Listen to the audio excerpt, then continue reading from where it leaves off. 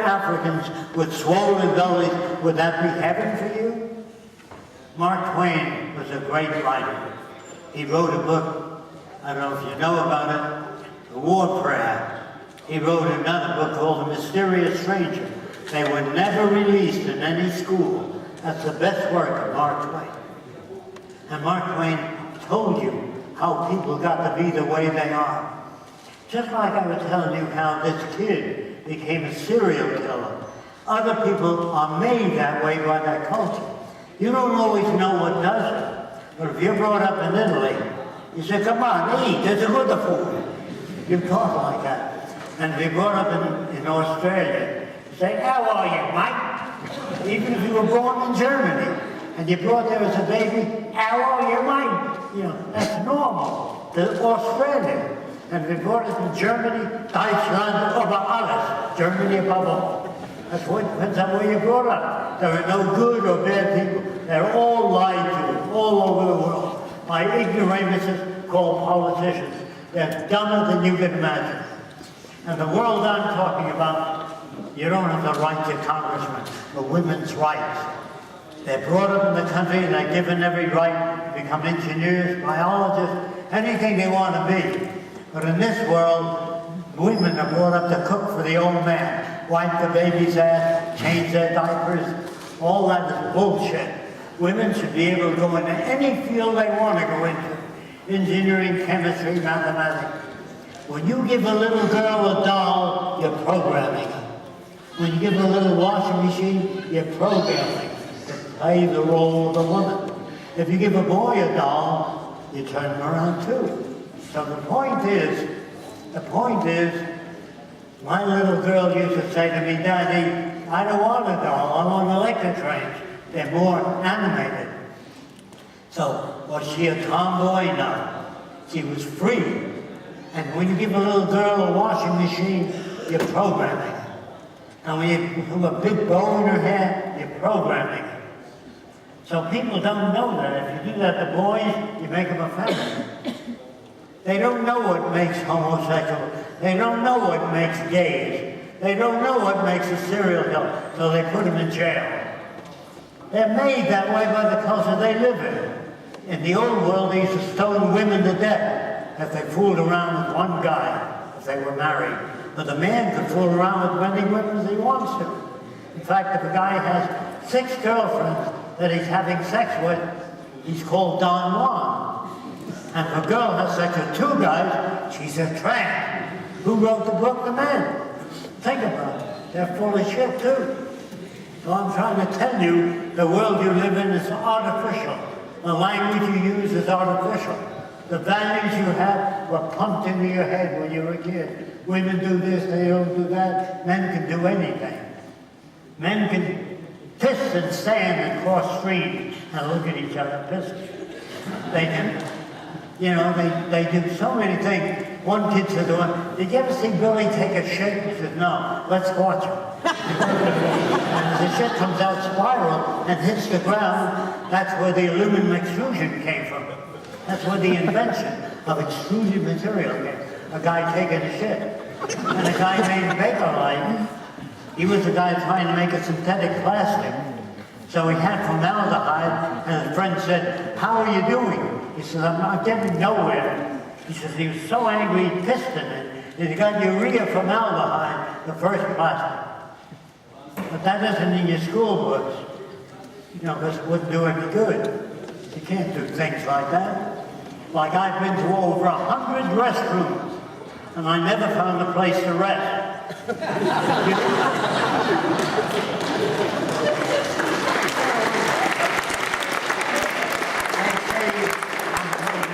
They're having an affair. They're fucking. It doesn't mean any different. The word fuck means having sex. But they're having an affair. They're having illicit relations. What a bunch of shit. All soap operas is about who's screwing who. That's what it's about. And boys are permitted to screw. Girls, not until you get married. And same with some men. If God wanted you to have sex when you got married, your pecker would pop out the day you got married. You understand? very hard for me to turn people around in one session. But the world you live in is artificial. And if you vote for other people, Ain't that the just truth? as dumb as the people that lived before. As long as you have war, prisons, police, poverty, hunger, we are not civilized. And no one is ever civilized because it's an ongoing process. Do you know what that means? If you are an intelligent person, electrical engineer, of 75 years ago, you couldn't get a job today. So the word intelligence doesn't mean anything. Depends on when and where. An intelligent aeronautical engineer of 75 years ago couldn't get a job today. So the word doesn't mean anything. And people listen to words. And if you really want to learn how to think, if you have respect for your own brain, the book is called Tyranny of Words. How many of you ever heard of it? Language and Thought and Action by Higher Power. Science and Sanity by Alfred Korzybski give you a whole new look at the world, a whole new look at language. It should be in every school, every library. Those books are not there. They should be there. So I'm trying to tell you about things you haven't been exposed to. So when I went to the South Seas, everybody, when I got there, walked around completely nude. And I never saw a male stare at a female body, only the eyes. If you were brought up swimming nude ever since your baby, there were no peeping toms on that.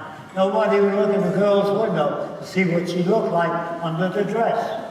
Do you understand? If you're swimming nude, the peeping tom is gone. There are no fetishes. If you don't know what that means, there are tit men, leg men, ass men, hair men that like different parts of the female anatomy. They're called fetishes. In the islands, they stroke the whole female, from the top of the head all the way down to me like you. But they would know tit squeezers, ass squeezers, leg men. Do you understand that? Because everybody walked around nude. And none of them had any pictures of nude women. What for? You brought up swimming nude, you can't even sell them or give them a magazine with a picture of a nude woman.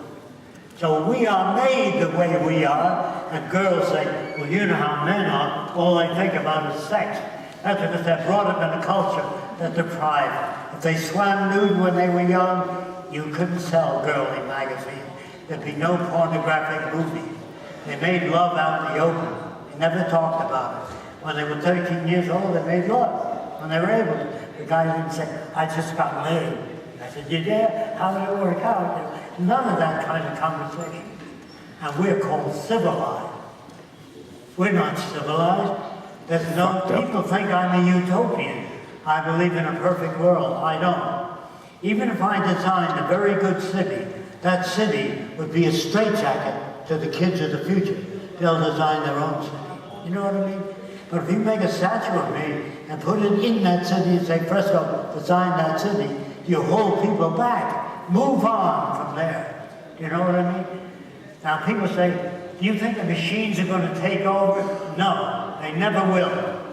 They have no emotions. Machines don't give a shit. If you have a laptop and you work it Saturday, Sunday, Monday, it doesn't say, give me a day off, will you? They don't care. Machines don't care. If I took your laptop and smash it in front of 20 brand new ones,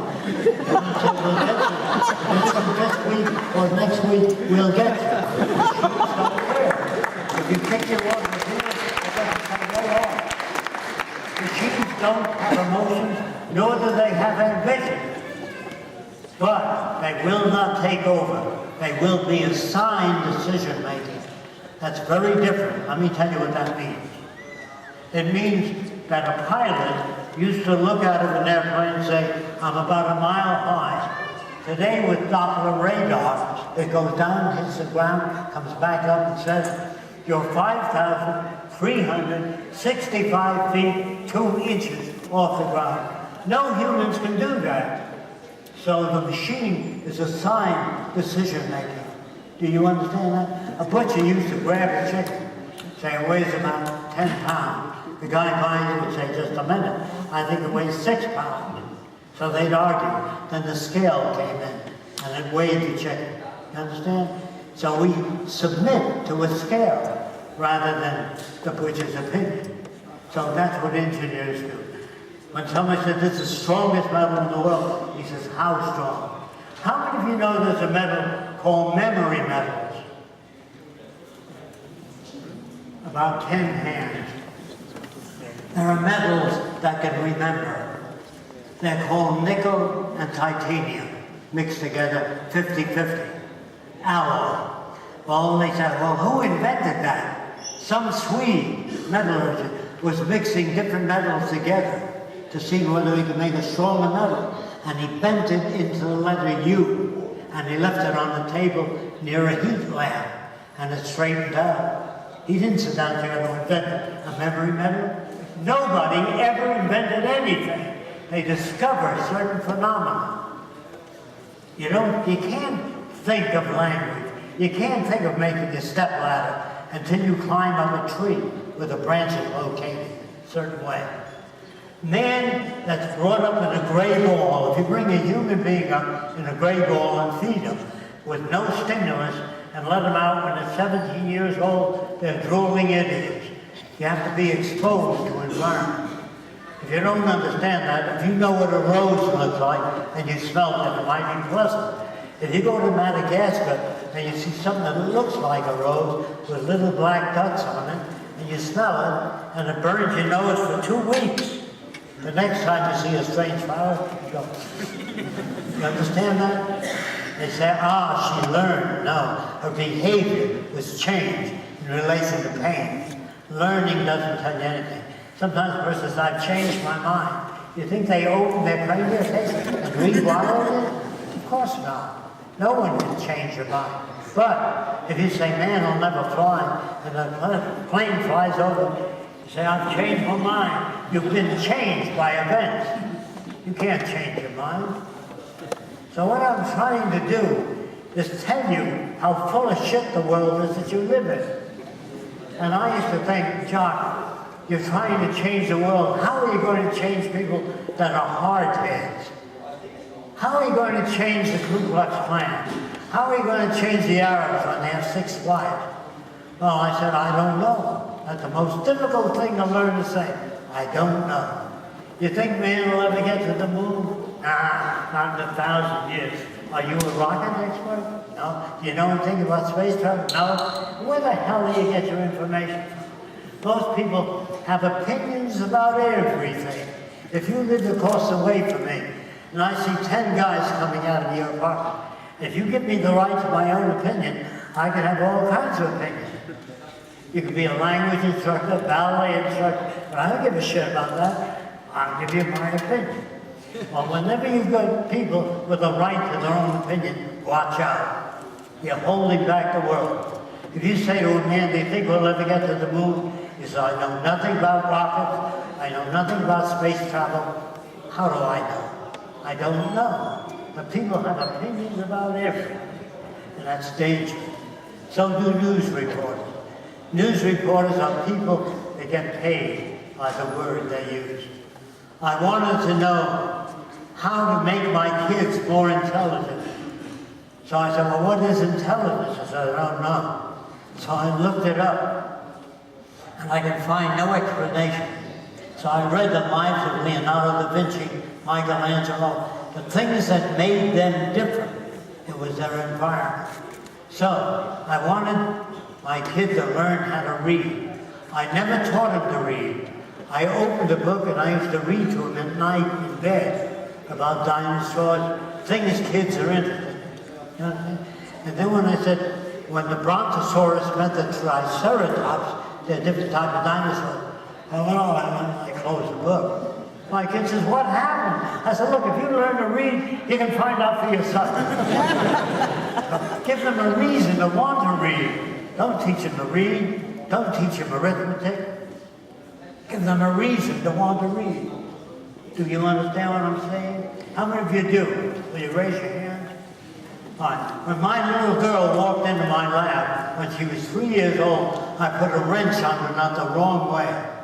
And it kept slipping off. I put it on the wrong way again. And she put her little hands on it and said, Daddy, that's no way to do it. I said, what do you suggest? She said, like this. Of course, it was obvious. And I said, thank you very much. To get my daughter to look at the things I did